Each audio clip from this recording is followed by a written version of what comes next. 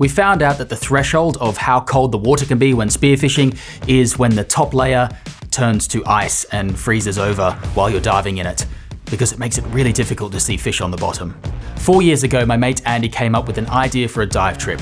Let's go to the north of Norway in winter to look for a Skrei cod. These cod migrate down from the Barents Sea from Greenland to the north of Norway and feed on these giant bait balls on the pinnacles offshore, and they can get massive. I'm talking 20, 30, 40 kilograms. These are not your ordinary cod. Going by the historical sea surface temperatures, we were anticipating water temperatures around 2 to 4 degrees Celsius, and the air temperature was probably going to be below freezing. When you say it out loud, it doesn't really sound like a lot of fun. We booked the trip for early 2020. Obviously that trip was scrapped because of COVID. 2021, also scrapped because of COVID. 2022, we were finally on our way. Along with Andy and myself, we had Ricky and Joe. Joe had never speared abroad before, so he was super keen to tick off some quintessential Norwegian species like cod, coalfish, monkfish, and of course, halibut. While we were waiting at Oslo airport, we decided to check the weather forecast for the next week. -2 Thursday, 90% chance of snow, Friday, Saturday, Sunday, Monday, Tuesday. And snow. -1, 2, it's fine. Tropical. It was looking like the second dive day was the best weather that we would get for the entire trip. That's the day that we had to head offshore and search really hard for these cod. I'd flown to this dinky little airport before in Norway, and the last time I was there, they lost our bags. All we want is our bags to arrive. All 5 of them, and we'll be fine. That's the only thing I'm nervous about. Our worst fears are confirmed. We go to the oversized baggage, they're all unloaded, and none of the bags are ours. And as our worst fears are confirmed, our bags have not shown up that were left at oversized at Heathrow. Thank you, person at Heathrow that didn't put it on the plane. Brilliant. Let's hope they show up tomorrow, not in a week. Last time this happened, they arrived on the flight the next day, and we were told this would happen again. However, we'd already lost one of our good days diving because we didn't have our gear, so that was a real kick in the teeth and a bit of a setback for the start of the trip. Then all the pressure was focused on that one day's diving and getting our bags back if we could get them. It wasn't the most comfortable situation to be in. Please be our bags. What's that bag? No, that's not mine either. We got something, Gomez. Are you happy, Daniel? Whose is that one? Is that yours? That's Rickson's one. So they've lost my sport tube. We've got Rickson's. We've got yours. The most concerning part for Andy was that he had an entire leg of venison that was frozen in his bag. It had been out of a freezer for 36 hours, so we weren't sure what state his bag would be in when we finally got it. Oh, she's still cold. No way. She's still cold. She's still cold. I mean, it hasn't dripped, so it's probably all right. It's fine, eh? The bags got split up onto 2 different flights, so we had to wait for the second one. 4 hours later, it was also delayed. We have eyes on the sport tube. We have eyes on the sport tube. It's there! Oh, jeez. 24 hours later. Oh, look at the guy. now the trip can begin. Eventually, we got back to the lodge really late at night, made our dinner, got our guns unpacked, got everything rigged up, ready to go for the next day. I had a horrible sleep because I got to bed at 1 o'clock, and then I was thinking, it's really cold out there. Am I prepared for this? Tomorrow, I could potentially be shooting a 50-kilo cod. Also, I have to get up early because tomorrow is our only good day of weather. We may not get out there again. So all those things combined, I was just sitting there, the wheels were turning all night. Horrible sleep. Finally here. Today is actually the day that we've been dreaming about for so long. Little apprehensive about the weather conditions, but this is supposed to be the best that we have for the week. So we have to make the most of it today. Well, this looks nice and slippery, doesn't it? Perfect. Nice big open cabin. How much was it for this one?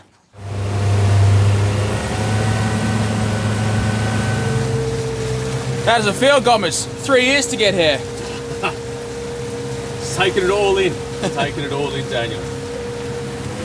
Feel good, Ricky?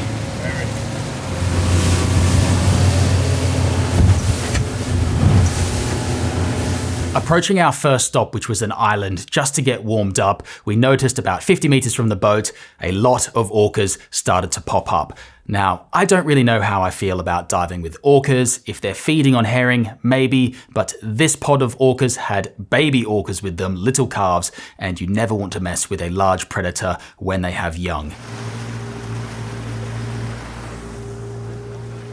Water looks clean, Joe. Yeah. Clean water, massive predators. As we got closer to the island, we couldn't see the orcas anymore, and we waited for about 15 minutes to see if they would resurface near our boat. That was the last we saw of the orcas, so we decided it's time to dive. I grab my fins and I go to put them on my feet, but I can't get my feet into my foot pockets. I suddenly realize I hadn't changed my foot pockets over from when I was diving in Dubai with a 1mm sock to fit my 5mm socks that I usually wear. Oh, I brought the wrong foot pockets. So I'm here on this dive trip of a lifetime and my fins don't fit my feet. Brilliant. Joe, what size are your fins? Luckily, I could squeeze into Joe's fins. I get in and it was like a washing machine behind this island. Immediately, I can hear the water resonating with the sounds of orcas, and the water's very dark. I do a dive, I'm overweighted, I get to the bottom in 19 meters, feeling very uncomfortable. I get back to the surface, and I think I need to get in the boat. I'm feeling seasick, and that hasn't happened to me in about 10 years. I get back in the boat and we dive a nearby pinnacle just to check it out. I figure this might be the only opportunity I get on this trip. I'm just going to have to grit my teeth and bear it. I get to the top of this pinnacle on my dive, not a very long dive obviously, and not a scale of a fish to be seen. I get back in the boat, I curl up into the fetal position, and that was me for the next hour, delirious, spewing, questioning my life choices. What the heck am I doing here in the Arctic Circle in winter trying to go spearfishing? Joe and Ricky are now feeling very similar to me, but Andy, he wants to dive these pinnacles, so we rotate boaty duties. All he sees is one 4-kilogram cod, but he leaves it alone because he thinks it's the first day, we'll get back out here. Then the wind started to pick up, so we headed back inside to some more sheltered areas to look for halibut. That's the first time I think I've spewed in 10 years on a boat. Whoa. So that's swell pulsing in.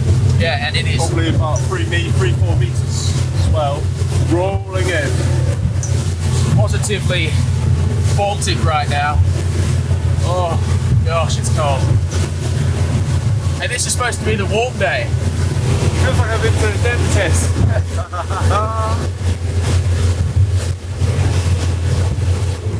How are you feeling, Rickson, after driving all that way with no gloves on? Okay. Hey, build them different up in Bristol. I feel a lot better if I was out offshore, that's for sure. Yeah, mate, we got worked.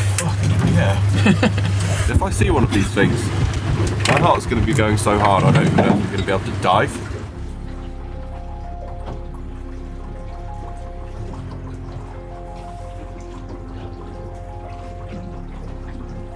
The first drop was on the wrong type of bottom. It was full of short kelp stipes, which halibut don't really like to sit on. They like rubble, flat, sandy, shaly type bottom. The problem with going somewhere new is the areas are just so vast and you have no idea where to go. You can make some educated guesses, but nothing is guaranteed. The only way to find these spots is just endless hours of swimming. And during that swim time, it started to snow big, fat flakes. It was about to get much colder. Glorious fat snowflakes. What are we doing here? Snowing. It's like a white Christmas here. No presents. It's a bit cold, I must say. I'm not sure my body really knows what's happening to it. The water's fine, hey? I'd like it if it was a bit colder. We headed in for a hot shower and a good night's sleep.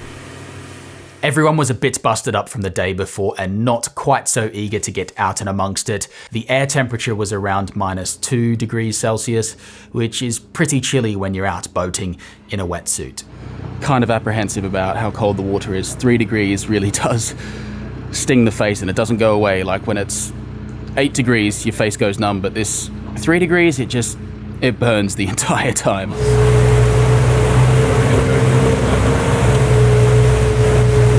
Gonna go? We're gonna go up and try that edge up there, mate? Or what do you think? I reckon the left-hand side here, yeah. That's right. We'd looked on the charts for more areas to try for halibut. The first spot was an island which looked like it had the right type of bottom structure, current, and access to deep water that halibut tend to like. Within a minute of jumping in, my suspicions were vindicated and I saw a fish.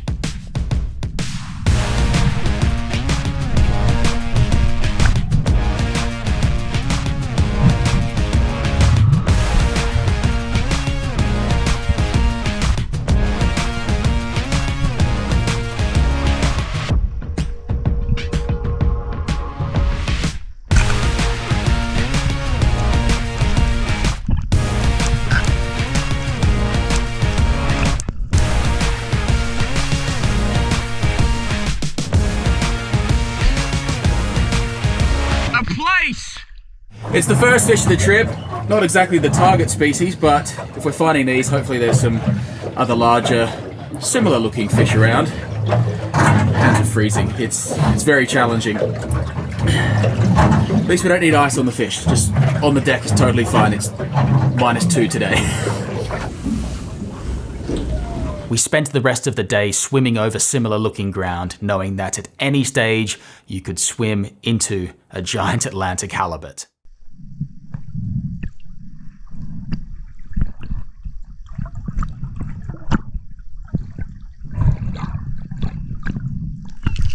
Glorious snow while diving.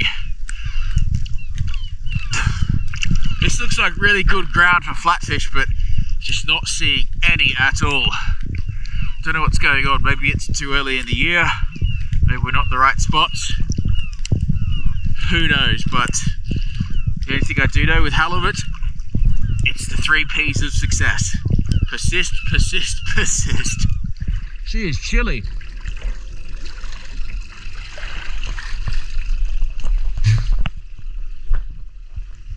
Looked good there, didn't it? Looked real good.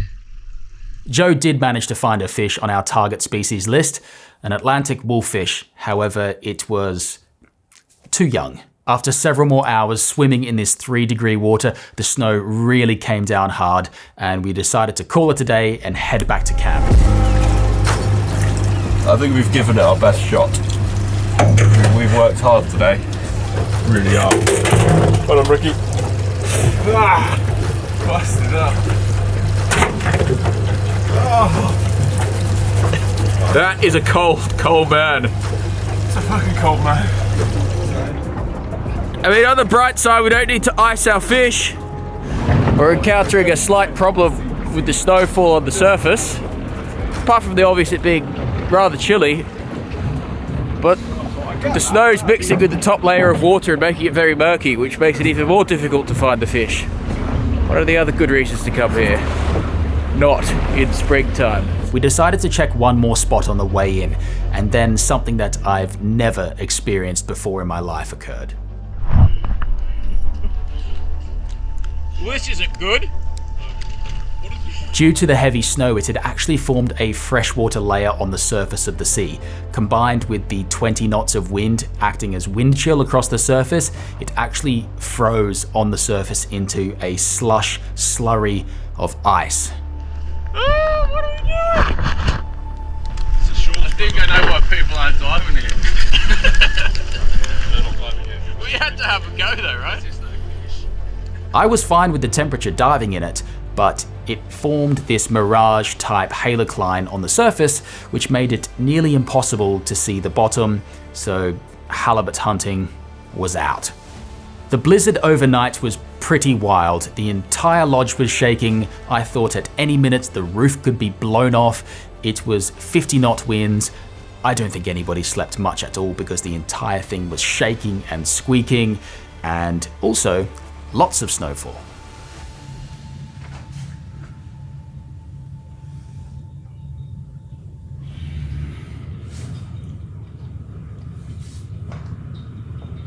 It's certainly an acquired taste diving here, isn't it? Wondering whether or not I wear socks today. You don't want your feet to overheat, do you? No. going to be absolute chaos out there. White water that I can see from, well, 1,000 meters away. R.I.P. I mean, I will admit, Joe, it doesn't look that appealing out there.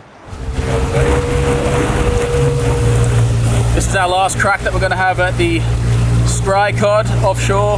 The weather's not going to be favourable for us for the coming days. So this next few hours is make or break, really. Could be a pretty blank trip otherwise.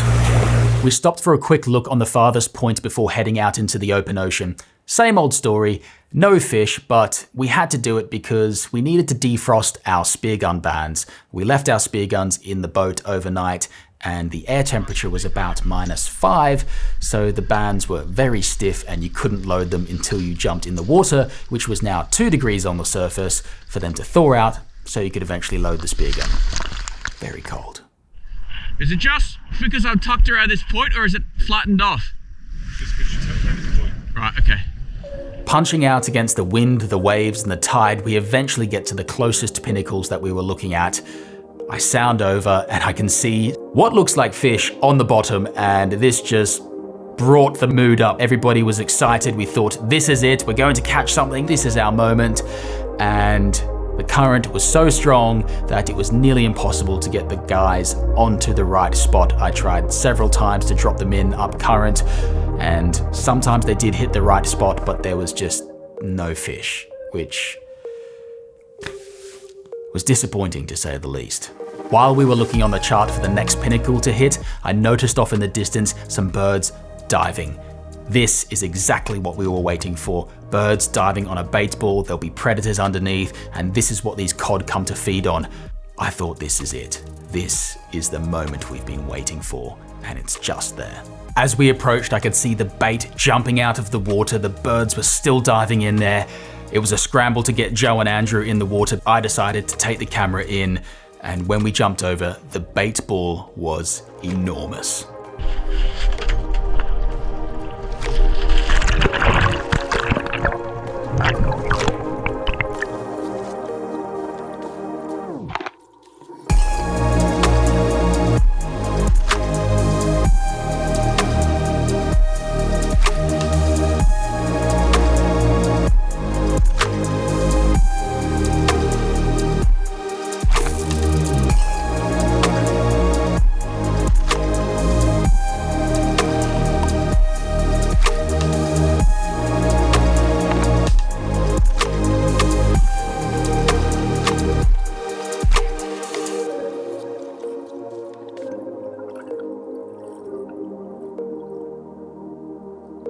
There was nothing feeding on the bait ball apart from the birds.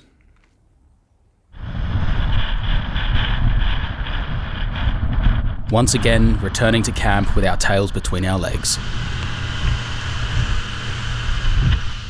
I don't really know how to describe what just happened. We waited for this weather window for ages. We punched out into some pretty heavy seas. We saw the birds working on the horizon, and I thought, this is it. This is the moment that we've been waiting for.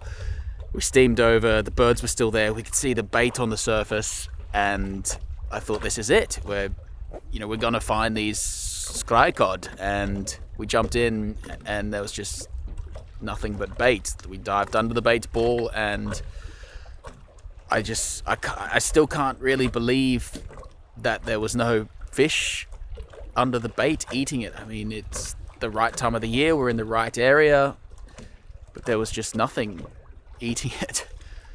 The fishermen have been reporting that maybe the fish are too full, so they're not taking lures, but there should have been something there. I was just prepared to jump over and see the big cod sitting under the bait ball, but they just weren't there, and I don't think we'll get another opportunity to get out there.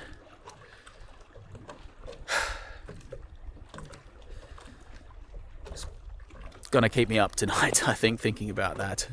As if the empty bait ball wasn't a big enough setback of morale in our group, next door, a group of Belgian fishermen had arrived, and the very first morning they go out, they catch a 70-kilo halibut. this gave us the kick we needed, and we looked over Google Maps to look for areas that looked similar to where we'd shot halibut on previous trips. We found some areas and they looked perfect. They were a little further away than we wanted to travel because of the weather, but we went. When we arrived, we found the visibility to be about 5 meters, which is very unhelpful when you're trying to scan the bottom for halibut and other flatfish. It makes it virtually impossible to hunt any deeper than about 10 meters because you need to dive down and swim along the bottom and then come back up to see if there's any fish on the bottom. To top it all off, the extra snow and wind overnight had dropped the sea surface temperature to 1 degree Celsius. Very, very cold. Joe and Ricky did not last long at all here. They were done in a matter of hours, but Andrew and I thought, we've come all this way. Let's just see if we can get out into the open ocean again. The wind seemed to have died off. So we dropped Ricky and Joe off, and Andrew and I headed straight out into the open ocean once again. There's no two ways about it. It was rough. It was freezing. The wind was howling, and we only had a quarter of a tank of fuel left, which I wasn't that confident on because generally with boats, if you're on a quarter of a tank on the gauge, it may as well be zero because they're quite unreliable. So I was a bit apprehensive about staying out there for very long, but we punched out to the furthest pinnacles that we could get to. I dived on every single one of them. It was dark, the water was black down there because the visibility had dropped to about 10 meters, and then trying to dive to 20 or 25 to hit these pinnacles, it was a hard graft. Oh dear! We came, we saw, we had a punt, we didn't see. We had a red hot go, we had a shot. Oh, far out. The wind chill on that is about 10 degrees minus 10 degree wind chill, at least.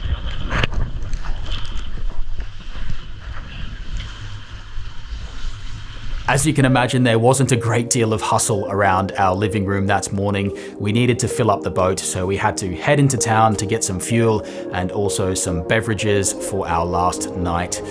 But the scenery was simply stunning. I thought at any moment we're going to run into Santa Claus.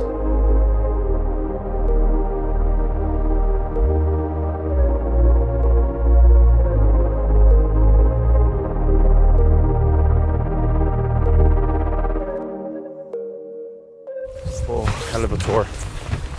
You're not diving though? Not today, no. No, COVID got me. Not sure if it's the day, but it's definitely a day to go out and swim to see nothing. Hopefully we see nothing anyway. We're disappointed if we saw something. Got beers today at least though. Afternoon in the water. Certainly not going to catch any fish sitting in the gaff. Although it does look like I'm going on a ski holiday right now. It's lovely out here. I mean, it must be tropical in the water now. What, maybe 1 degree? Maybe 2? We haven't had snow overnight, so probably, yeah. It's probably 2 degrees. Yeah, I mean, look, if I overheat, I could just get some of this snow off the deck, put it down around my neck, between the shoulder blades. Perfect. But now I'm going to put my hat on. The afternoon diving went pretty much the same as every other day. Cold, no fish, and poor visibility, but at least we had cold beers, which is probably the only thing we wanted on this trip to be cold. So that was nice. If you would have known what you know now at the start of the trip, would you still have come? Still no. I reckon I would have still. It's been very emotional, Daniel. Very emotional. Not seeing any fish. You got a beer though? You can't be too unhappy with that. I'm super happy with that. We steamed back to the lodge and we were greeted by one of the most breathtaking sunsets I've ever seen. At the end of the day, we took a pretty big gamble on this trip, and the reality is you're chasing a migratory fish population. You may miss it by a week, you may miss it by a day, you just don't know. But that's the reality of going spearfishing abroad. You don't know the area, you don't have the local knowledge, you don't always have the opportunity to wait out poor weather windows, and you don't always find the fish. But that's spearfishing. That's the ocean. Do I regret going on this trip? Do I regret my axiom of dive everywhere? Absolutely not. I'd do that trip again in a heartbeat.